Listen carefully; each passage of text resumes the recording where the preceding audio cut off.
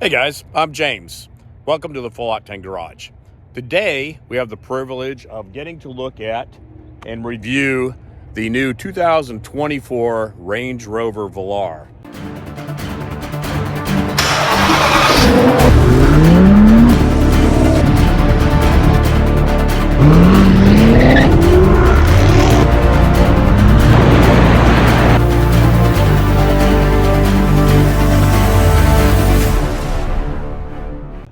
Thanks to Range Rover Jaguar of Nashville for letting us have this vehicle with 26 miles on it. So this is brand new. We brought the Jaguar F-Pace SVR in for service, and this is what they let us have. And I've almost got 300 miles on it, so I feel like we've got plenty of time in this to talk about it and give you some information back. So let's check it out. We're going to look at the exterior, going to check out the interior, and then I have a special guest that's going to jump in there and ride along with us to talk about the riding dynamics. Welcome to the Full Octane Garage. Let's get busy. As I was saying, this is the 2024 Range Rover Velar. Now this is actually a Range Rover now, and this particular spec, it's the base model, so it is a 2-liter turbo, 248 horsepower, around 260 torque on it, and it has the black package on it, so the wheels are blacked out, all the emblems are blacked out, and so it looks really cool. It's got a very menacing kind of look. I've always loved the shape of these because it's very long and sleek and low, and it's almost like the old chop top cars of yesteryear. It's very like the window line is very low, but you don't really lose any visibility or anything like that inside. I also love the squatted wide rear end on it. It's a very just like an aerodynamic SUV. They did a great job on the styling. What's different between this and the 2023? Not much. A little bit of rear splitter and front splitter type stuff. Everything else is pretty much the same. But how good looking is this truck? A quick comment on it. My service advisor told me to make sure that we got video and pictures with it at night, and I'll put those over the top here. Completely useless with a completely blacked out car. All you see is the lights. But it is kind of cool.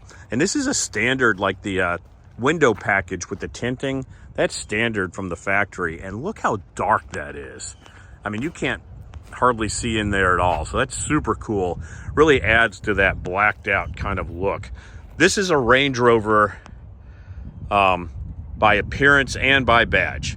If you're looking for something stylish that's going to get you out front in the valet and let your friends kind of make a big deal when you pull up to their house, I think this car is going to do it. Reasonably priced. I think they start around $70,000 for this particular model with the 2-liter, maybe $75,000 to $76,000 with some decent options on it. Styling cues. Love this rear wing on the back. It's actually designed to help keep the rear window clean. I will say that doesn't happen. You still have a lot of stuff that comes up from the bottom and rolls around. So the rear window is constantly dirty, but it does have a rear wiper, which is really nice. That really helps keep it clean.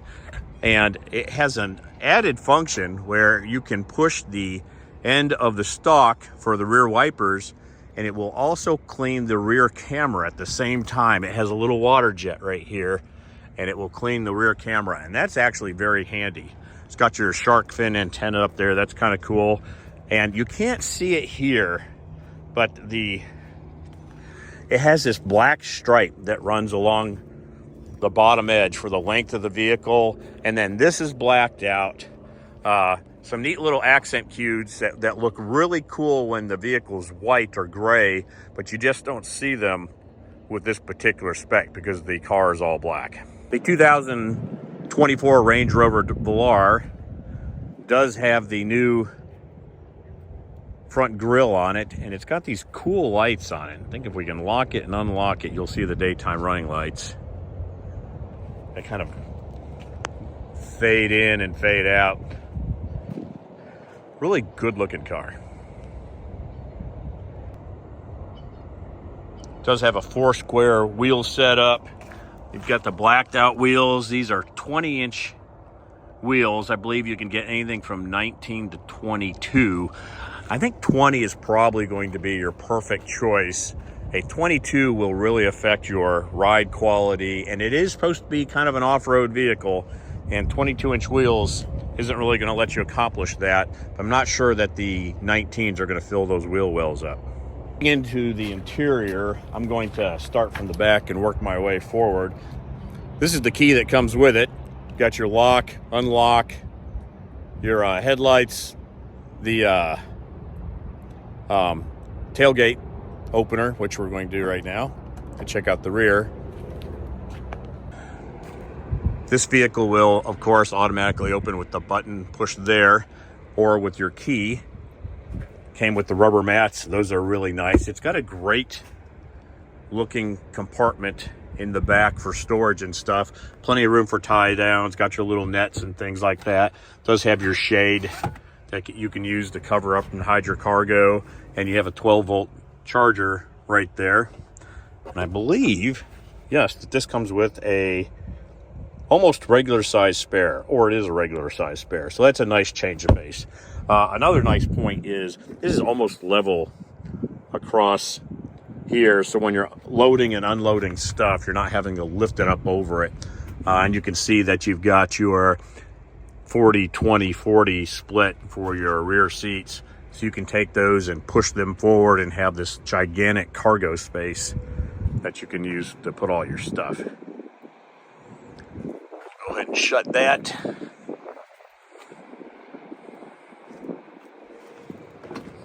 Looking into the rear seats, check out these door handles.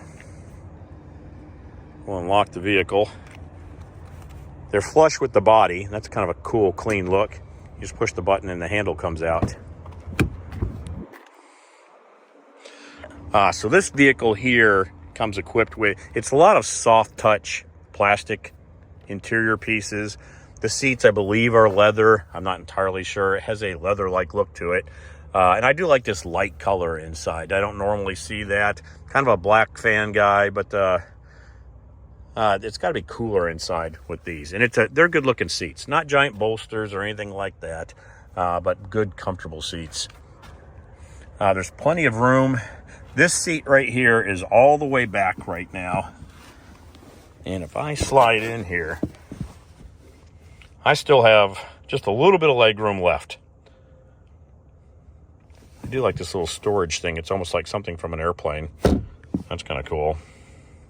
In reality, even though this is a 3-seater in the back scenario, I don't think you're ever going to get 3 people in it.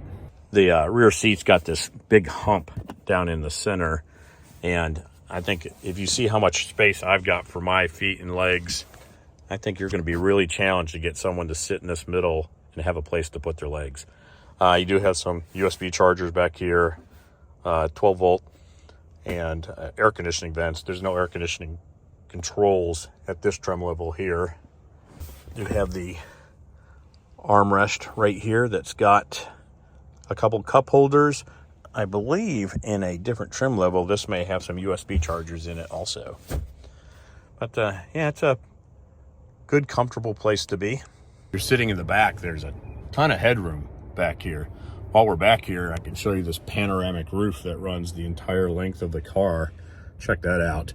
And it actually does open up from the front part, and then this entire screen will roll back also. So that's pretty cool. On both sides in the back, you do have some handy little storage spots right there. Next, we're going to jump into the front seats. Again, you have this plastic-like material. It's actually very nice, a very clean aesthetic look to it. Meridian sound system, memory seats, your lock and unlock buttons, and your mirror controls are all right here.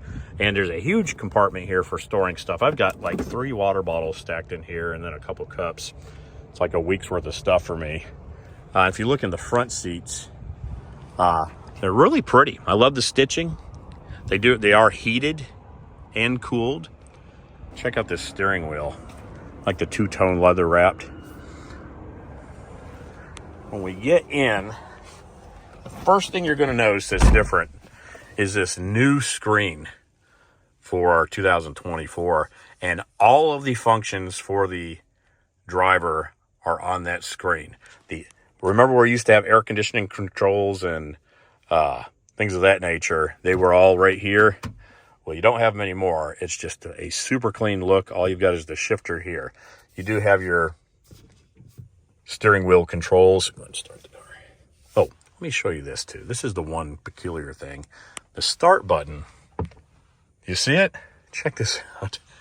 It's over the top here, so you kind of have to reach around the stalk in order to get to it to turn it on. You can see the shade is automatically opening. When I turn the car off, the shade will automatically close. I think that's kind of a cool function to make sure the car is cool during those hot summer days. There's your Range Rover steering wheel. You have a lot of your voice to text or voice speech controls over on this side, and then your cruise control, including you got lane assist, and you have adaptive cruise control, which is really nice. I've been playing with that a lot. Lane assist is very aggressive. I don't use it too often. As you can see, I put about 261 miles on this car already. You can change this beautiful little LED screen, and in my seating position, for once, it seems like I can see that whole screen all the time. So that's very handy to have. You can bring the car nav into the middle there also. If you jump over to the main screen, of course, I have it set up for Apple CarPlay, which most people will use their phone to control this. This is really cool because you have the whole center cutout is your phone apps, and then the left side and right side are other controls that used to be buttons on the car. So if I jump over here where the off button is, this is the air conditioning controls, also the seat heater and seat cooling controls. And then just below it is you push the mode button and it jumps into all the vehicle dynamic stuff, dynamic, comfort, eco, off-road modes. You can push your auto stop right here, so that's pretty handy. And then you have your off-road functions there also. So those are all super quick and easy to access. At first, it was a little disconcerting with no buttons, but I have become very used to using this now that I've had it for a bit.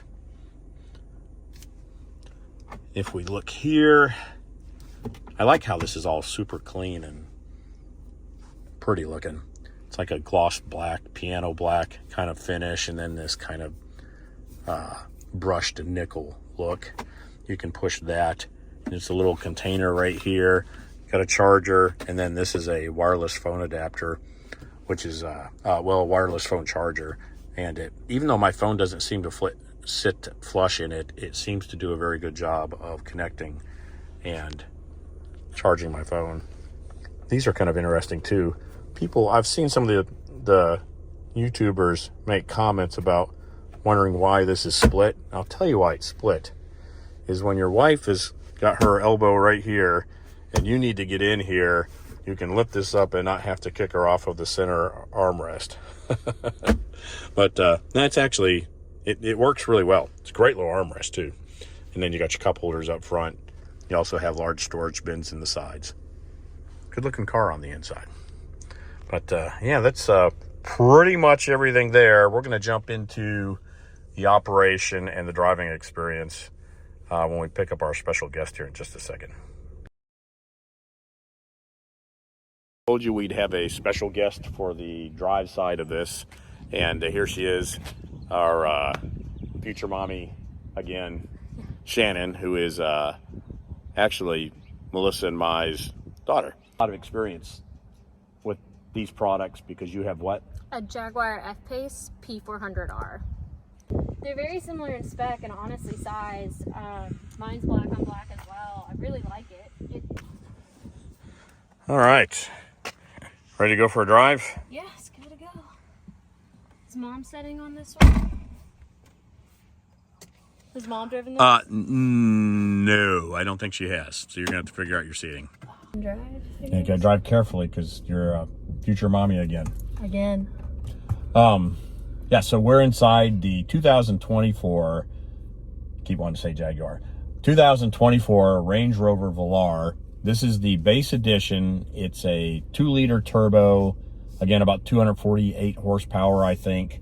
Gas mileage, it's rated at 20 on the 20 combined and 26 on the highway, and that's exactly what I got when I checked the mileage on it earlier. So they're spot on with that. 26 is pretty good for driving a brick. I think so. It's a very smooth brick. Okay, let's kick it off with, so what do you think about these seats? They're very big. I like them. There's a lot of room, very comfortable. It's got all the ergonomic functions down below. I really like that. I will say the gray is kind of weird. Personal preference, I prefer red. But this is really, it's very nice. It's very big in the front seat, honestly. Oh, you feel like the whole, from here to there is big. I feel like, yeah, from side to side and from here to here is very big. Like, it feels like the front end of the car is very large. Especially compared to a Jeep or something like that. We're going to drive modes real quick, because I know you're going to want to talk about that. You just push the mode button. And first of all, we always want to turn off the auto stop, right? And so you've got dynamic, comfort, eco, and then the off-road modes. It comes on normally in comfort and in drive mode. And I guess we can start off with that and then flip it over into dynamic. Okay. It does feel very top heavy when you drive. I can tell when it turns, it feels like it's leaning with it rather than... And it's very quiet. She's got a lot going on back there. She strutted too.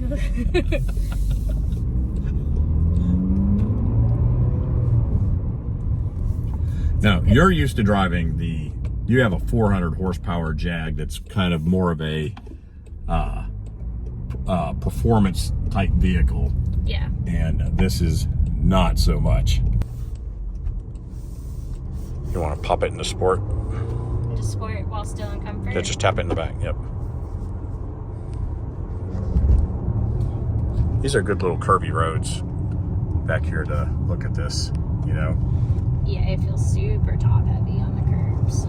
Yeah, it's a little disconcerting, isn't it? Yeah. But I think for a normal vehicle, especially like an off-road vehicle, like compared to your Jeep, it feels pretty solid in the curves, does it not? Yeah, so I've actually, when my Jaguar was in the shop last, I had to drive a Discovery, and it drives a lot better than the Discovery does, I will say. The Discovery drove just like my Wrangler, whereas this drives, it's more in between. It definitely feels like a bigger SUV and less sporty. But it still feels very capable. It feels more capable than, again. Well, let's step it up a little bit and put it in dynamic. So it's in dynamic and sport. So this is the biggest performance jump for this car. I think it's got a lot of pep. Yeah, I think really does. If you hadn't driven a bigger engined version of something like this, you would not, you would miss it. Anymore, yes. honestly. I guess you have to keep in mind who the customer is for this car. It is a Range Rover. It says Range Rover across the front. And there's the certain type of people that buy it. It's the base Range Rover. So this, except for the Evoque, this is the cheapest Range Rover that you can buy, or least expensive, let's say that, because this vehicle starts about $70,000, and I think this one's probably $76,000 or $77,000 as equipped. So you're paying for the name, Yeah. right? And that's part of it. But you're also paying for some more of a off-roady capacity and less of a performance type situation. Boy, this road's good. It's hard to hold the camera straight. I do miss the little, at least on like ours, and I think the Discovery had it too. It had little storage compartments mixed in. I understand keeping a clean aesthetic, so it looks great, but functionally, I look at this and I say, where would I put my keys? Or like, because mine has like a little divot, that's where I always put my key, or that's... Right. Now it does have one up here. There's a spot in the front. It's Yep. it's far, and like when you go to get out of the car, if you didn't have your phone there, would you have remembered? Kind of is what I think of. Whereas it's right here, it's right. I see it. Right. Well, I have a lot of Tata products, right? We've got 4 Jags. One of them is the F-Pace SVR. You've got the F-Pace P400R Dynamic. And part of why I asked Shannon to ride along with us today is because you're actually looking ahead at your next vehicle, because you're going to have 2 kids and 2 adults, and you've got 2 big dogs. And so you were kind of looking for space and stuff, and you were knocking around, jumping over from the F-Pace into the Range Rover. So what do you think? Could you live and go out of this Range Rover? I think I could, but if it's not substantially bigger, I wouldn't. I think the performance on my F-Pace is just, I prefer the drive of it, but this is nice. I think if it's bigger, it'd be a hard decision for sure. Now, in Range Rover's defense also, you can buy this with the same engine that you've got in yours, and it'll be 400 horsepower. So it will have the same acceleration and all, although it won't have the same driving dynamics, as this is more of an off-road car. And then I believe they still make this. I don't know if they make a Velar with the V8. The Range Rover Sport and all you can get with the V8. And the max horsepower you can get is it's a P400. They call it a P400, but it's like a max 394 horsepower. All right, so that's probably not an option for the Velar itself, though. No. The Velar is kind of interesting in that it's the kind of the in-between between the Evoque, which is kind of a tiny economy vehicle, and then the Range Rover Sport. And it's a very comfortable middle ground, but still pretty affordable in today's pricing. I mean, you look at like a new Denali pickup truck is going to be $80,000 to $90,000. All of a sudden, $70,000 for a Range Rover does not sound so bad. The warranty on these is now 5 years, 60,000 miles, the same as Jag. And I believe it comes with 4 years worth of maintenance. Make a comment in the notes if that's not correct. So that really addresses a lot of those misnomers about Range Rover and reliability and all. You can always take your car down to the dealer and get it fixed for free. Yep, and they give you a loaner that is usually pretty on par with what you have. So that's kind of nice. like what you're in right now. Yeah. Competition for this vehicle would be something like, well, definitely the F-Pace. Jaguar F-Pace. More of a competition for it than I would have thought. It's very similar. It's very similar. I would have thought this was a lot bigger, just by the look of it. Also, maybe a Mercedes GLE product, a BMW X3, something of that nature. X5's a little bigger. But I almost think the X5 is that version that might go against the Range Rover Sport, because it's a bigger, bulkier car. No, that would be an X7. No. Yeah. No, X7's not this boxy look. Yes, it is. No. There is. I saw it today. Okay, well, we can argue about this. We'll discuss this later. Or a Audi Q5. Mm-hmm. Yep. I would say that at this trim level, it's a super clean looking, comfortable aesthetic, and it does have all the electronics. It seems pretty much. It's got your lane assist, your adaptive cruise control, all those type of things. But it could probably use a little bit more leather surface on the inside. So if you've got a couple extra dollars to spend, you might jump into the 6-cylinder version of the 3-liter 6-cylinder version of this. Go for the extra horsepower and a little bit nicer trim level. But then again, it's got. I do think for a Range Rover, I would have expected more of like a leather trim, even on a standard. I would have thought. I'm kind of surprised at the amount of plastic. It looks good. They've done it well, but it's just not what I would have expected. There you go. All right, well, guys, thanks for joining us at the Full Octane Garage. Thanks, Shannon, for jumping in there and doing this car review with us. This is the 2024 Range Rover Velar, and thanks again to Jaguar Nashville, Range Rover Nashville, for letting us borrow this vehicle today for the car review. Let us know down below, what do you think about this? Would this be a car that you would drive? What trim level would you choose, or what would your alternative be? We'll see you soon at Full Octane Garage. Bye.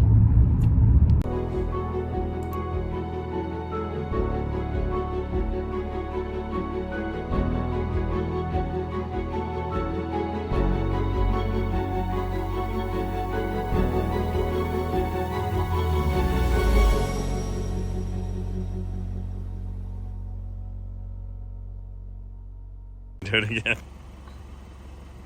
Sloth squat. Now, what is that called? Sloth squat. My hips cramping. Okay. That is going in the blooper reel, though. Alright, what am I doing? Where do you want me to stand?